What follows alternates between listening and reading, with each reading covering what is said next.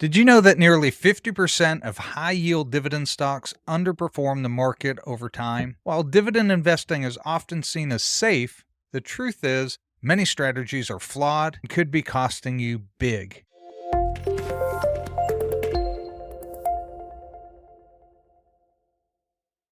Welcome back to Simply Money. Dividend investing is one of the most popular wealth building strategies, especially for passive income seekers. But what if I told you that some dividend strategies can actually hurt your portfolio more than help it? Those of you that watch our channel and have been part of this, you know I'm a big fan of dividend ETFs. There are some traps you must watch out for. Many investors blindly chase dividends, assuming they are guaranteed income, but that's a dangerous misconception. Here are three major pitfalls. 1.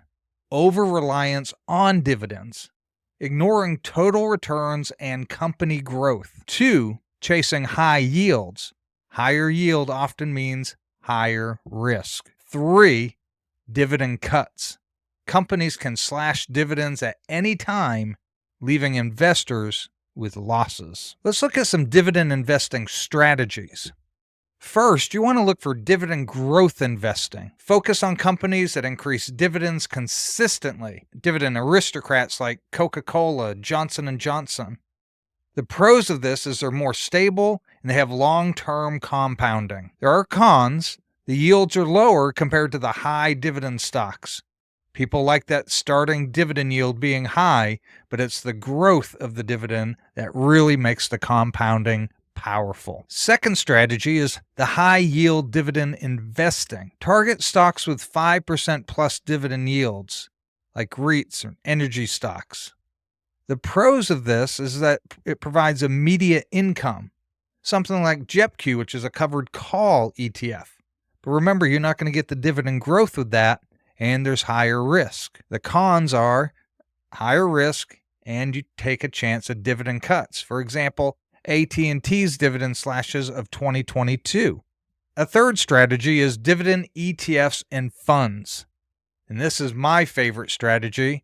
And this is you invest in diversified dividend-paying ETFs like VYM or my favorite, SCHD. The pros of this is lower risk, hands-off investing, and they have a consistent compounding growth of their dividend. And not only is their dividend growing, SCHD has shown market share growth as well. Now, the cons are there's less control over individual stock selection. You don't get to pick the stocks.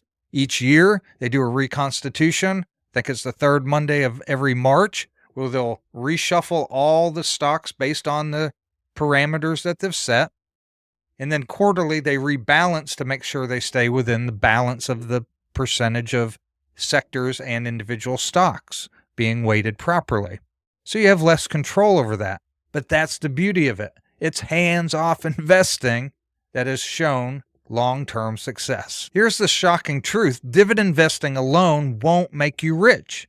If you focus only on dividends and ignore total portfolio growth, you could underperform the market over time. The key is combine dividend income with capital appreciation for a balanced strategy. Dividend investing isn't just about collecting payouts. You need a strategy that balances growth, stability, and diversification to succeed long term. What's your dividend investing strategy? Comment below. And don't forget to hit that bell to be notified of future videos. And if you like this video, hit that like and subscribe button so you can stay up to date on videos that we're doing and information on becoming financially free. I appreciate you being with us today, and we'll see you next time on Simply Money.